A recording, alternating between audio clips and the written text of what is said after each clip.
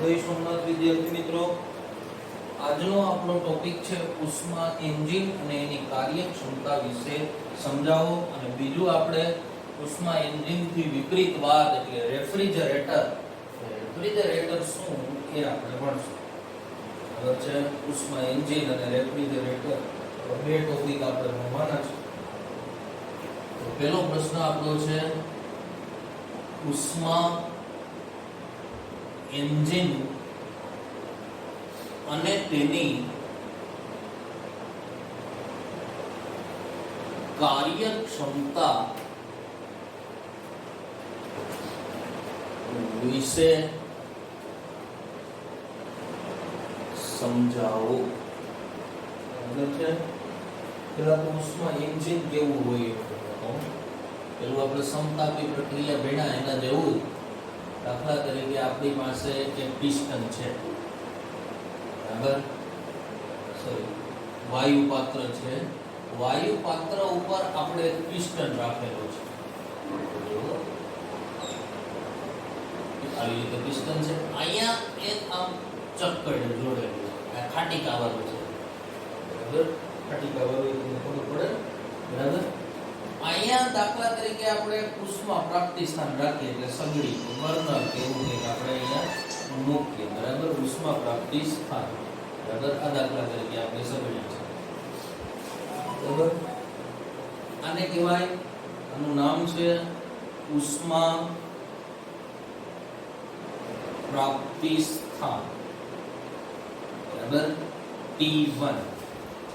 એમાંથી એ દાખલા તરીકે Q1 ઉષ્મા છે એ શોષ, બરાબર. આની અંદર વાયુ પાત્રની અંદર વાયુ ભરેલો છે. શું ભરેલું છે? વાયુ. આખી પ્રોસેસ હું તમને હમણાં બતાવું, બરાબર. આ છે વાયુ. વાયુને ઓળખવામાં આવે આપણા માટે કાર્યકારી પદાર્થ. એના તરીકે ઓળખવામાં આવે કાર્યકારી પદાર્થ. અહીંયા હોય ઠારણ વ્યવસ્થા. શું હોય? ઠારણ વ્યવસ્થા. ઠારણ વ્યવસ્થાનું તાપમાન હોય T2 જેટલી. અહીંથી જે ઉષ્મા છૂટતી હોય એનું મૂલ્ય હોય Q2. હવે આની પ્રોસેસ શું હોય? હવે આ ઉષ્મા એન્જિન છે એ દાખલા તરીકે ઉષ્મા પ્રાપ્તિ સ્થાન એટલે કે જેનું તાપમાન T1 છે એમાંથી Q1 ઉષ્મા શોષ. એટલે Q1 ઉષ્મા છે એ કેને મળશે? વાયુને મળશે. આપણે ઉષ્મા મળી એટલે તાપમાન વધ્યું. ઘન પ્રવાહી કે વાયુ તાપમાન વધે તો કદ વધે, તાપમાન ઘટે તો કદ ઘટે. એટલે આનું તાપમાન શું થયું? વધ્યું. તાપમાન વધ્યું એટલે આનું કદ શું થશે? વધશે.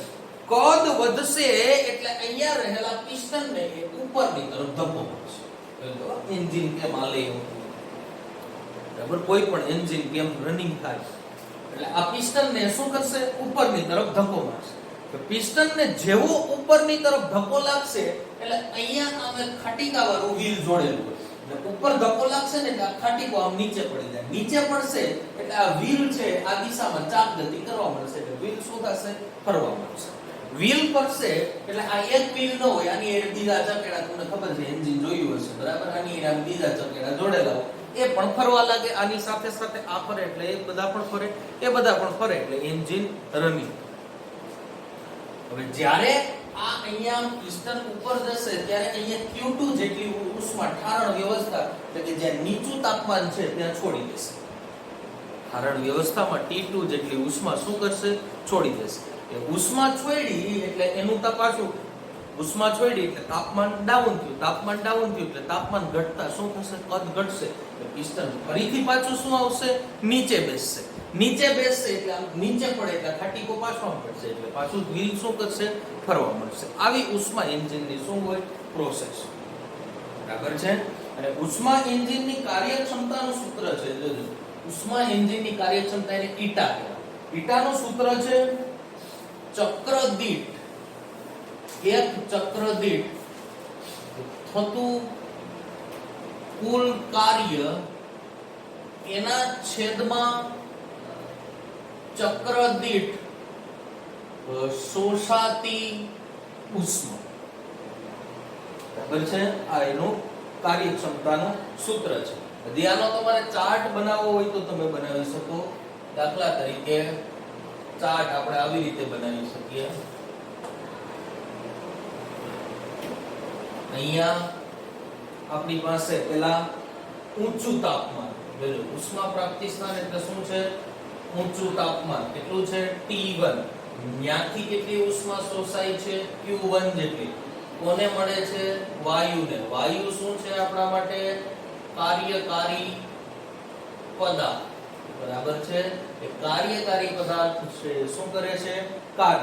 કાર્ય કરી અને Q2 જેટલી ઉષ્મા એ ક્યાં છોડે છે? નીચું તાપમાન. Q2 જેટલી ઉષ્મા એ ક્યાં છોડે છે? નીચું તાપમાન. નીચું તાપમાન એટલે શું? T2. બરાબર?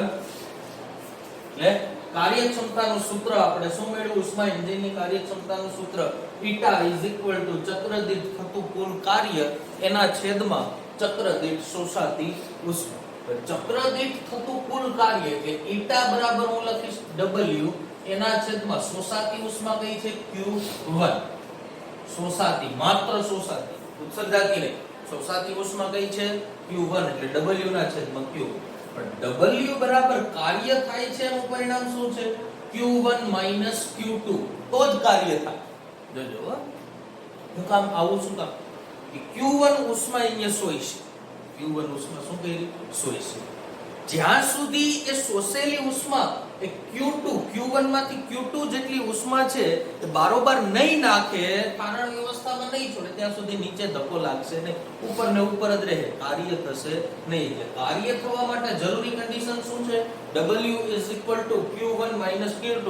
એક તો કાર્ય ઊર્જા પ્રમેય તો કહીએ જેટલું કાર્ય તેટલી ઊર્જા એટલે W Q. પણ અહીંયા આપણા માટે Q શું થશે? Q1 Q2. એટલે કાર્યક્ષમતાનું સૂત્ર આપણે શું થશે? eta W નું સૂત્ર એટલે Q1 Q2 એના છેદમાં શું આવશે? Q1. એટલે આમ પણ લખી શકાય eta Q1 ના છેદમાં Q1 Q2 ના છેદમાં Q1. બરાબર? આવી રીતે પણ લખી શકાય. એટલે Q1 કેન્સલ એટલે eta બરાબર શું થયું?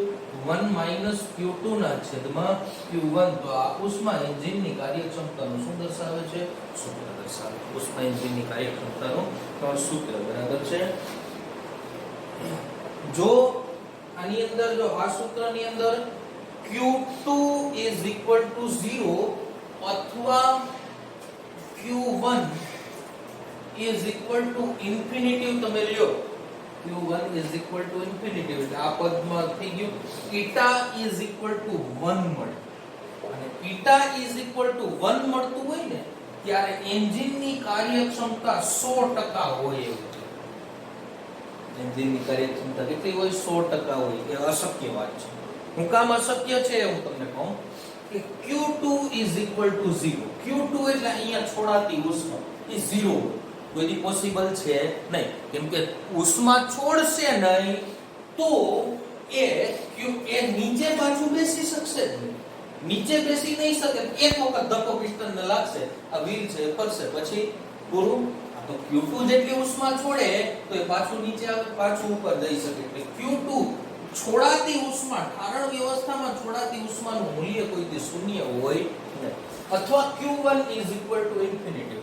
અહીંયા તમે જે ઉષ્મા આપો છો ઉષ્મા પ્રાપ્તિ સ્થાનમાંથી એનું મૂલ્ય કોઈ ઇન્ફિનિટી એટલે અનંત ઉષ્મા ન હોય. બરાબર? ઉષ્માનું મૂલ્ય છે એ નક્કી હોય, અનંત હોતી નથી. એટલે કોઈ પણ એન્જિનની કાર્યક્ષમતા છે એ 100% હોતી નથી. બરાબર?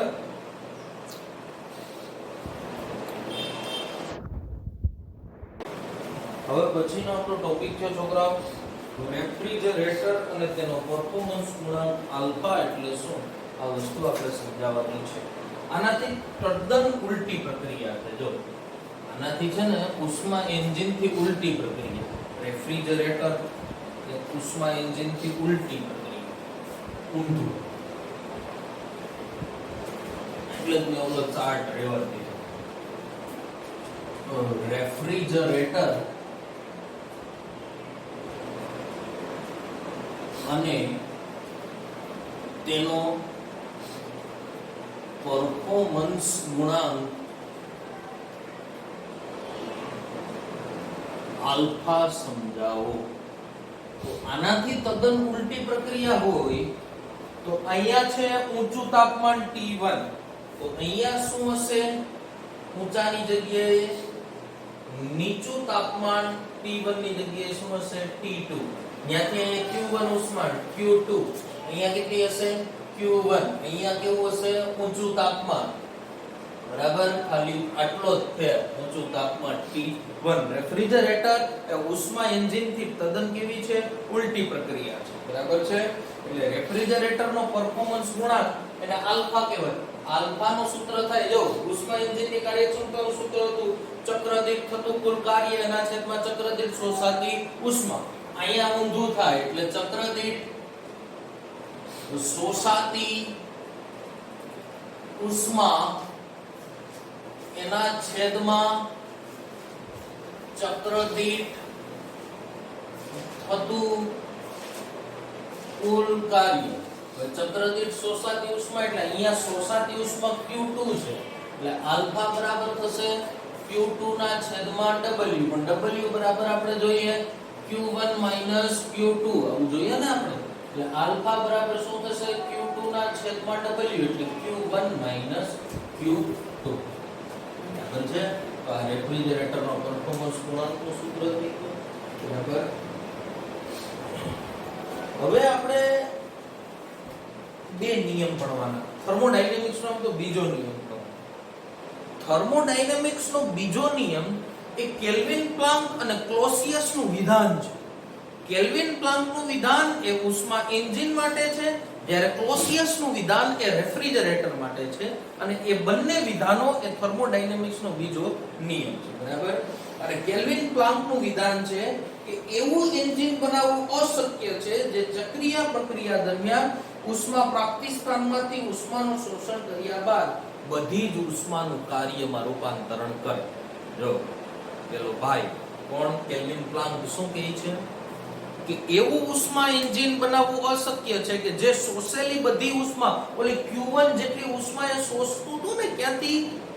ઉષ્મા પ્રાપ્તિ સ્થાનમાં એ Q1 જેટલી પણ ઉષ્મા શોષી એ બધાયનું કાર્યમાં કોઈ દી રૂપાંતરણ થાય નહીં. એટલે બીજા સંદર્ભમાં એ એવું કહેવા માંગે કે eta = 1 મળે નહીં, એટલે કાર્યક્ષમતા કોઈ દી એન્જિનની 100% હોય નહીં. આવું કેલ્વિન પ્લાન્ક. ક્લોસિયસ એવું કહે કે એવું એન્જિન બનાવવું અશક્ય છે જેમાં કાર્ય દ્વારા એન્જિનને ઉષ્મા આપ્યા વગર ઉષ્માનો વિનિમય સતત ઓછા તાપમાનવાળા પ્રાપ્તિ સ્થાનમાંથી વધુ તાપમાનવાળા પરિસરમાં થયા કરે. આ વિધાન છે એ રેફ્રિજરેટર માટે. અહીંયા તમારો વાયુ એટલે કાર્યકારી પદાર્થ જરૂરી છે. તમે અહીંયા કાર્યકારી પદાર્થ ન રાખો, એને કાર્ય ન કરાવો તો નીચા તાપમાનમાંથી ઊંચા તાપમાનમાં કોઈ દી ઉષ્મા જાય નહીં. આપણે ખબર છે ફ્રીજની અંદર વાયુ હોય, ફ્રીઓન નામનો વાયુ હોય. ગેસ આપણે કહીએ ને ફ્રીજમાં ગેસ પૂરો થઈ ગયો, ગેસ પૂરો થઈ જાય તો હાલે નહીં. એટલે ક્લોસિયસ એવું કહી ગયો કે કાર્યકારી પદાર્થ છે એ જરૂરી છે. કાર્યકારી પદાર્થ વગર તમે એમ કહો કે હું નીચા તાપમાનમાંથી ઊંચા તાપમાનમાં ઉષ્મા મોકલાવી દઉં તો એ વસ્તુ પોસિબલ છે નહીં. બરાબર છે. આવું કોણ કહી ગયું? ક્લોસિયસ કહી ગયું. બરાબર છે. આજે આપણે અહીંયા સુધી રાખીએ. બરાબર. અહીંયા સુધી કેલ્વિન પ્લાન્ક અને ક્લોસિયસ સુધી આપણે ટેસ્ટની અંદર પૂછાશે. જોજો કેલ્વિન પ્લાન્ક અને ક્લોસિયસ સુધી કાલની ટેસ્ટ છે એમાં પૂછાશે. હવે હું મેસેજ લખું કે ન લખું સમજી લેજો. બરાબર.